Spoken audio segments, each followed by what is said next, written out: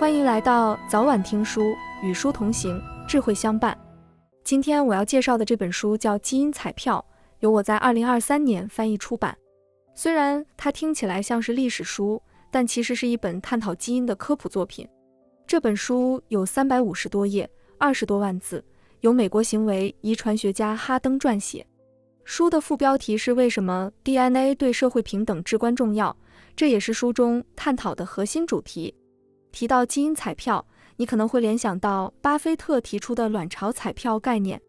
巴菲特说，我小时候各方面条件都很优越，家庭环境好，父母很聪明，我上的学校也很棒。我在一个好时机出生在一个好地方，就像是中了卵巢彩票的头奖。从这个角度看，卵巢彩票指的是一个人出生时的环境对他的人生成就的影响。通常，如果一个人出生在社会稳定、经济发达的国家，父母受过良好教育并有较高收入，那么他成功的概率也会更大。所以巴菲特自称是卵巢彩票的赢家。但哈登认为，每个人出生时不只是抽一次奖，而是2次。除了卵巢彩票，还有一张基因彩票。一个人的外貌、身高、学习能力，是否有先天残疾，是否易患癌症，这些特征在很大程度上由基因决定。可以说，基因对个体的影响比家庭和社会环境更持久，也更值得关注。这2张彩票有一个共同点，那就是结果高度随机。新生儿既不能选择自己的家庭环境，也不能选择自己的基因。每个人只能接受卵巢彩票和基因彩票的随机结果，开始自己的人生。个人可以接受先天条件的随机性，但国家不行。今天，世界上的每个国家都希望大多数国民生活幸福，贫富差距小，政局稳定。为此，各国政府出台了一系列经济和社会政策，以纠正2张彩票的随机性。一般来说，对于卵巢彩票问题，大家意见一致，提高平均收入，补助贫困家庭，创造平等的教育环境。但在基因彩票问题上，分歧很大。一些人认为，既然基因主要受父母影响，就应该筛选父母，不合格的家庭不该有生育权。也有人认为，虽然基因有影响，但良好的学习习惯可以后天培养。政府应该给家庭施压，让家长多鸡娃，提高成才率。事情真有这么简单吗？先天差异的影响，靠筛选父母和拼命鸡娃就能消除吗？基因彩票给出的答案是否定的。作者哈登还批判了过去关于基因的错误观点。他告诉我们，到目前为止，人类对基因的了解才刚刚开始，很多偏见源于无知。为了避免被无知蒙蔽，政府除了继续支持基因研究，还应当为那些没有中基因彩票大奖的人提供有力支持。毕竟，抽奖失败是随机事件，不应困扰每个人的一生。这本书的作者凯瑟琳·佩奇·哈登是一位80后，现为德州大学奥斯汀分校教授。他研究的领域是行为遗传学及探究个体行为差异中遗传因素的影响。在这个领域，哈登领导的实验室发表了100多篇学术论文，还获得了美国心理学会颁发的杰出贡献奖。基因彩票是哈登在2021年撰写的，在欧美多个国家引发了热烈讨论。柳叶刀和纽约客刊登了专题书评，经济学人也将其评为2021年度最佳图书。2023年，我翻译的中文版面世后，立即入选了豆瓣科学新知类热门图书榜。相信这本书能增进你对基因科学的了解，并帮助你建立更加全面的家庭教育观念。接下来，我将分2部分为你介绍本书的主要内容。首先，我们看一下欧美国家过去对基因问题的看法有哪些偏差，以及其原因。第2部分将根据哈登的思路，分析基因差异与教育公平的关联，并对未来政策调整提出期待。首先，我们来聊聊历史上关于基因问题的误解。提到基因这个概念，想必你已经知道，它是一个外来词，指的是生物细胞里具备遗传能力的物质。基因的基本单位是 DNA，DNA 的双螺旋结构是在1953年发现的。不过，生物学界对遗传问题的认知可不用等到1953年那么晚。早在19世纪，也就是达尔文提出进化论的年代，人们就已经意识到，一个人的头发是什么颜色，眼睛近不近视，这些外在的生理特征是由遗传因素决定的。但新问题也来了，既然人的外在特征受到遗传的影响，那内在的智力是不是也会遗传呢？最早开始琢磨这个问题的是一位英国学者，他叫弗朗西斯·高尔顿，是达尔文的表弟。高尔顿在1869年写了一本书，叫《遗传的天赋》，书里罗列了英国几百个名人家族的族谱。他言之凿凿地宣称，当时英国最优秀的科学、商业和法律人才都是自古以来的杰出人物的后代。因此，智力和才华不仅可以遗传，而且主要来自遗传。要想让国民素质得到进一步提升，除了要让精英阶层多生孩子，把优良的生物特征传承下去外，还得淘汰掉那些不适应进化的血统，促使它们消亡。站在今天的角度，我们当然能看出高尔顿这番论断的荒谬性。首先，他混淆了卵巢彩票和基因彩票的红利，看不到家庭环境的影响，只说精英阶层的成功是由于智力更高，这显然是狭隘的。另外，高尔顿还滥用了生物学里的概念，比如他把遗传病患者说成是不适应进化的血统，鼓吹要淘汰掉这些人，这已经属于赤裸裸的歧视了。不过，在19、20世纪之交的欧美国家，高尔顿的这套说法还是很有市场的。他用了许多统计学方法来证明血统和个人素质的相关性，看上去的确很客观。围绕高尔顿的学说，还产生了一门新学问，叫优生学。注意了，这个优生学和我们今天说的优生优育可不是一回事啊，它要偏激得多。比如，高尔顿的得意门生、伦敦大学院教授皮尔逊就认为，在企业里推行8小时工作制和最低工资标准是没有意义的。在皮尔逊看来，工人之所以受穷，是因为他们能力和素质低下，让这些无能者有时间和财力繁衍后代，只会拉低英国的国民素质，有百害而无一益。高尔顿开创的优生学在美国也吸引了一批粉丝，其中最著名的一位叫劳夫林。劳夫林宣称，刑事犯人、酗酒者、肢体残疾者和流浪汉属于不符合社会要求的人。为了防止这些人的遗传特征影响到国民素质，美国政府应该立法禁止他们传宗接代。正是在劳夫林的游说下，美国有18个州颁布了优生绝育法案，一直推行到20世纪70年代。讽刺的是，劳夫林其实是个遗传性癫痫患者，按照他自己定的那套标准，他也应该被送去做绝育手术。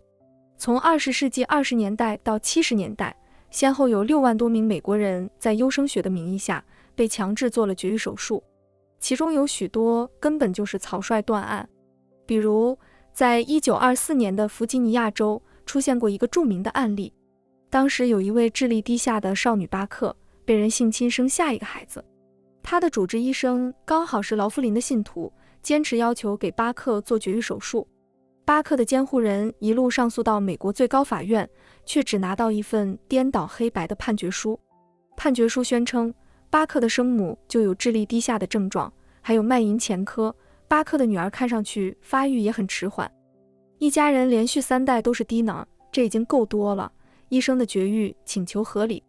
但后来的事实证明，巴克的女儿根本没有智力问题，读书时成绩很好。给他做检查的医生只是粗粗看了几眼这个婴儿，就得出了遗传性智障的结论。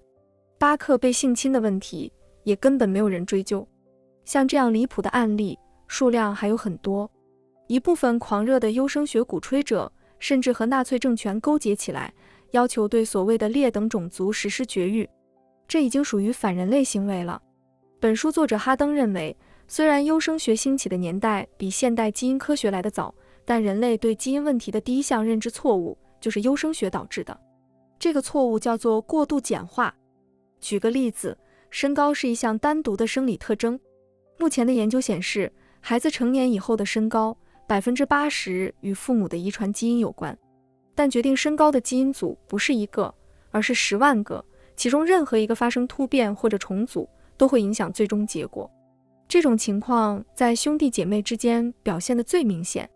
作者哈登注意到，他本人的身高超过了美国女性的平均值，但他还有一个小3岁的弟弟，身高就没有达到美国男性的平均水平。为了搞清楚其中的原因，哈登带弟弟做了染色体检测，发现姐弟俩共享了 44.6% 的 DNA 遗传片段，这个数值比一般姐弟的平均值 50% 要低一些。而在科研统计中，还发现过同胞兄弟只共享 37% 的 DNA 片段的情况。这说明遗传并不是一个线性过程，其中有随机性。为了说明随机效应的复杂，哈登举了一个精彩的例子。有一位德国学者是哈登一家的朋友，他从欧洲来到美国做客，一定要给哈登制作他的拿手好菜柠檬鸡。等到菜出了锅，学者却发现口感和他在自己家里做的完全不同。几个人研究了一番，发现美国产的土豆要比欧洲的软，柠檬也比欧洲的酸，正是这些配菜品质的不同改变了鸡的风味。另外，哈登家里的烤箱也不如欧洲的好使，温度控制的不够精确，这也影响到了最后的成菜。总之，那位德国学者看上去是按照同一份菜谱，用最熟悉的方式进行烹饪，最后做出的却是一份口味和火候截然不同的柠檬鸡。哈登告诉我们，所谓基因，本质上就是一份由蛋白质构成的菜谱。有一些 DNA 片段属于编码基因，相当于具体的制作步骤，比如放油和烘烤。还有一些 DNA 片段属于注释，相当于做菜时的准备须知，比如要把黄油化冻，把柠檬切成片。基因在蛋白质中的表达，则相当于厨师买原料，准备烹饪。即使菜谱是同一份，也会由于主动或者被动的微小差异，导致大相径庭的口感。比如，厨师完全可能因为走神，在菜里多放一把盐。这种现象反映到基因上，相当于某个点位的 DNA 信息发生了重复，就有可能导致先天性疾病。而这种微小的突变，往往是无法预判的。正是因为基因的复杂多变，作者哈登对优生学的基本假设进行了激烈的批判。他指出，以高尔顿和劳夫林为代表的优生学倡导者，把基因乃至一切遗传因素看成是可以精确控制的变量，这根本不符合事实。优生学还把人分成3、6、9等，宣称一些人比另一些人的血统更高贵，更有资格繁衍后代，这属于彻头彻尾的种族主义。国家要想修正基因彩票的随机性对普通人的影响，绝不能掉进优生学这个大坑，更不能以为遗传特征可以被随意操控。当然，随着社会风气的进步，到了20世纪60年代，狭隘的优生学在绝大多数国家已经被边缘化了。但是，随着基因研究的深入，普通人依然担心自己的子女会由于某些不可控的遗传劣势，在社会竞争中处于下风。为了回应这种忧虑，英国社会活动家迈克尔·杨提出了一个新概念——优绩主义，并建议各国政府把它当成解决问题的良药。迈克尔·杨是一位经历相当传奇的学者，他曾被英女王封为男爵，却终生信奉社会主义。他做过国会议员，也当过大学校长，但最热心的还是帮助普通人实现阶层上升。优绩主义这个点子反映的就是他的平等思想。迈克尔·杨讲，在一个僵化的社会里，机会总是被政治地位更高、财富更多的家庭把持着，这种情况是不正常的。真正的出路是唯才是举，根据每个人的实际表现来分配机会。再具体一点说，就是从学生时代起，建立一套一以贯之的考试排名规则。谁的分数高，谁的排名靠前，谁就能进更好的大学，将来也能找到更好的工作，获得更高的收入。当然，政府需要持续投入资金，改善教育硬件，让外部环境变得更平等。但归根到底，还是要靠个人成绩说话。这套优绩主义的主张，我们可是太熟悉了。直到今天，绝大多数国家的应试教育模式都还带有优绩主义的影子。它看上去也的确比优生学要公平得多。优生学的支持者成天鼓吹天赋差异，优绩主义者呢，恰好相反，根本不提天赋，只看最终结果。毕竟，一个人就算学习能力弱一点，接受知识的速度慢一些，只要他肯多花功夫，也有可能考出好成绩。作者哈登注意到，优绩主义的这套逻辑在美国尤其受欢迎，因为它和美国梦宣扬的主旨是一致的。在优绩主义的竞争中胜出的人会受到加倍尊敬，因为他的成就不是靠家族硬币，而是自己努力打拼出来的。但是作者哈登却说了，这个逻辑也不对。优绩主义的支持者犯了基因盲的错误。你以为只有学习能力会受到基因影响吗？其实，所谓的毅力、恒心、求知欲，这些非认知技能同样会被遗传因素左右。这可不是张口就来啊！哈登在德州大学奥斯汀分校主持的一项研究，通过对几百对双胞胎进行测试，惊讶地发现6种主要的非认知技能受遗传影响的概率达到了60%，这个比例已经和智商的遗传率很接近了。在这6项非认知技能里，既有愿意挑战难题的求知欲，也有追求长远目标的坚毅决心。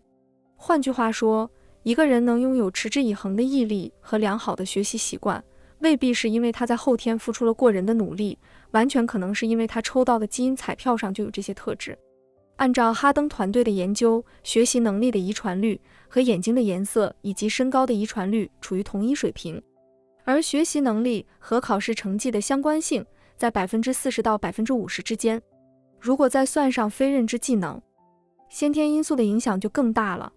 这就对优绩主义的基础假设构成了直接挑战。要知道，优绩主义最推崇的就是不拼血统、不拼爹，完全靠个人奋斗取胜。要是发现这些胜利者也沾了先天条件的光，那奋斗的价值不就打了折扣吗？对于这个问题，哈登也有一番解释。他说，优绩主义崇尚个人奋斗，这没有什么错，错的是他淡化甚至不承认基因差异的影响，却把成功者的主观作用捧得太高。这种狭隘的优绩主义和激进的优生学一样，也是对基因彩票的误解。优绩主义的倡导者迈克尔·杨自己也说，他提出这个主张本来是希望帮助贫困阶层摆脱污名化，没想到到了21世纪，那些成绩不好的学生不仅被认为不聪明，还背上了不努力的恶名，这个后果可就太糟糕了。好了，以上就是《基因彩票》一书描述的关于基因问题的2种典型偏见。听到这里，你可能要问了，既然遗传的影响这么大，那个人努力是不是就没有意义了？难道真像段子里说的，有人生来就在骡马，有人生来就是牛马？当然不能这么想。作者哈登指出，我们需要修正一种执念，就是过度热衷于区分一个人身上的偶然和必然。其实，承认一些成功人士可能吃到了基因彩票的红利，并不是对他们的贬损。因为基因差异的影响不是简单的数字游戏，它还需要和环境发生互动，才能产生最终结果。比如，一个遗传到了优良学习能力的孩子，开口说话可能更早，但如果父母在这个阶段没有和他做足够多的互动，那他的优势就无法被及时发掘出来。在这个例子里，把内因和外因完全区分开，根本就是不可能的，也没有必要。毕竟，基因施加的影响只是相关性，而不是必然性。另外，哈登的研究还发现，一些有助于提升非认知技能的等位基因，也会和精神分裂症、双向情感交流障碍、神经性厌食症等疾病联系在一起。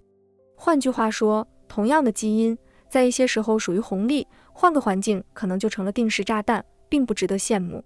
这就是为什么大多数国家到今天为止，依然禁止对婴儿胚胎细胞进行基因编辑。因为这种编辑会不会造成新的健康问题，还是个未知数。不过，客观看待基因的影响，也不意味着我们什么都不能做。前面已经提到，为了避免社会矛盾激化，每个国家的政府都会采取一定的政策来确保社会相对平等。在这些政策里，最重要的是教育。一般来讲，大部分人的专业技能和道德规范都是在学校里习得的。受教育水平在很大程度上也会影响到人的职业选择和平均收入。但是，作者哈登却说，平等只是理想的最终结果。在教育的具体过程中，更重要的是公平，而且是考虑到基因影响的公平。平等、公平只有一字之差，它们的区别在哪儿呢？哈登举了一个例子。研究数据表明，在那些经济发展水平不高、教育条件不佳的国家，基因差异对个人成就的影响完全不明显。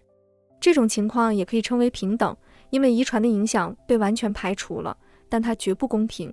如果一个国家压根没有像样的学校可上，那一个人即使遗传到了再好的学习基因，也会被浪费掉。哈登把这种情况叫做向下拉平，他是谁都不希望看到的。而大多数国家改善教育环境的做法，在哈登看来也有缺陷。多盖一些校舍，多配备一些老师，只能达成表面上的机会平等。在实际的教育过程中，他还是容易落入优绩主义的陷阱，让那些遗传优势更突出的学生获得更多偏爱和肯定，甚至发展成严重的马太效应。那真正公平的教育应该是什么样的呢？哈登引用了经济学家哥德伯格提出的一个思想实验，叫做眼镜效应。简单来说，一些人由于遗传因素的影响，更容易出现近视。在这种情况下，眼镜的发明可以帮助他们获得更好的视力。那些没有被近视基因影响到的人，并不会因为眼镜而损失利益。相反，如果他们在后天出现了近视，同样可以向眼镜求助。这就是一个帮助弱者，最终令所有人受益的案例。哈登认为，教育公平需要的就是类似眼镜的机制。他要帮助那些先天遗传存在劣势的孩子，比较便捷地达到其他同龄人的一般学习水平。他会扶弱，但是不易强。你可别以为加上了遗传和基因这样的字眼，教育就得变成科幻电影。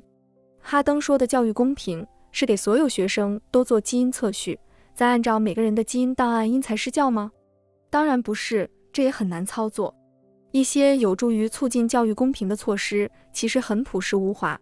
哈登举了一个例子，20世纪90年代，美国大部分高中新生在入学时需要选修至少一门数学课。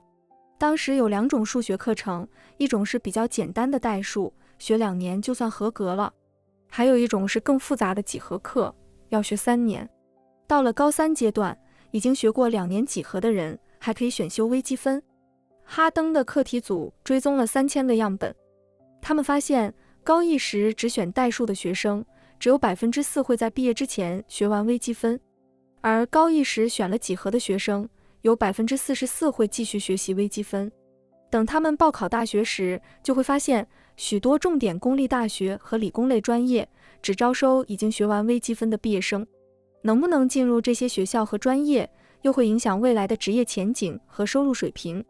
最极端的情况下，学不学微积分，职业机会相差整整18倍。讲到这里，哈登开始感慨了，美国的高一新生大部分只有14岁，他们哪会知道数学的长期影响有这么大呀？14岁的小孩子选修哪种数学课，主要是听老师的建议，而老师看的是他们当时的数学考试水平。这个时候，遗传差异就开始产生影响了。那些早表现出了一定数学天赋的学生，会被引导去学更难的几何课，将来的教育和职业道路也会更宽。而那些前期数学能力一般的学生，老师会建议他们只选更容易的代数课，无形中就给他们的未来设置了障碍。而哈登提出的解决方案也很简单，强制所有新生都要学2门数学课。这样一来，即使一些学生的遗传天赋相对一般，也可以接触到微积分这块敲门砖，不至于被许多大学和专业拒之门外。这才是更公平的教育机制。不仅如此，哈登还注意到，学校的一些看似不经意的小善举，会深刻影响学生的人生轨迹。比如，酗酒是一种和先天基因具有高度关联的癖好。如果放任有酗酒基因的学生从高中就开始饮酒，会给他们的人生造成重大冲击。而美国一些学校开设了针对家长的家庭管理培训课，让他们合理干预子女的娱乐和社交。经过这个步骤，即使是先天带有酗酒基因的学生，也不会过早陷入人生的黑洞。延长义务教育年限的作用也很大。哈登注意到，青少年肥胖受遗传因素的影响非常大。英国有肥胖基因的青少年，比其他人发生超重的风险要高 20%。但自从英国政府实施了至少11年的义务教育制度，青少年的日常作息变得更有规律，参加体育锻炼的机会也变多了。在这种情况下，因为肥胖基因导致的超重风险差距从 20% 下降到了 6%。类似的措施都体现了公平原则，而且不需要多高的门槛。通过这些案例，哈登告诉我们，公平不是让每个人都得到同样的东西，而是使每个人都能获得他为了取得成功所需要的东西。在这个过程中，国家要做的不仅是继续支持基因研究，增进对遗传现象的了解，它还要施加各种形式的外部影响，避免一个人在很早的阶段就因为遗传劣势失去进一步的人生机会，这叫补偿性公正。回到前面那个菜谱的比方，哈登提醒我们，特定的基因就像菜谱，复杂的基因组的集合则是一整本食谱集。但孩子的人生是什么？它不是菜谱集里的某一页，而是整座餐厅啊。我们之所以会喜欢某座餐厅，会在大众点评这样的网站上给它打高分，很少是因为某一道单独的菜。我们还会考察餐厅的环境和服务态度，它的座位是密还是疏，甚至播放的音乐入不入耳。这些已经超过了狭隘的基因的影响范围。一个好的社会，要的就是发掘每个人在所有领域的可能性，而不是让那些继承了优势基因的人一直赢下去，拿到所有资源。好了，关于哈登这本基因彩票的主要内容就为你介绍到这里。美国有一句流行语，保守派相信生物学，不相信进化论；自由派相信进化论，不相信生物学。这句话的意思是，自由派比较重视后天环境的影响，保守派则强调遗传因素才是第一位的。而本书作者哈登走的是第三条道路，他既承认先天基因的作用，又主张帮助遗传上的弱势人群。基因彩票这本书之所以会在学术界引发热烈讨论，就在于哈登突破了传统的线性思维。他给教育改革提的建议开阔了所有人的视野，可以激发出更新更好的策略。而对我们普通人来说，哈登提出的主张和案例也有助于我们客观地看待基因和社会的关系。我们应当认识到，苛责一个人不够努力，可能是忽视了遗传因素的影响，是狭隘的。这一点在家庭教育中尤其关键。另外，公平的教育环境绝不是偏袒特定的落后者，它最终会让所有人受益，并创造一个更加平等和健康的社会。恭喜您又听完了一本书，感谢您对我们的支持和关注，请订阅早晚听书频道，点赞和分享给身边的家人和朋友，一起与书相伴，智慧人生。我们下一本书再见。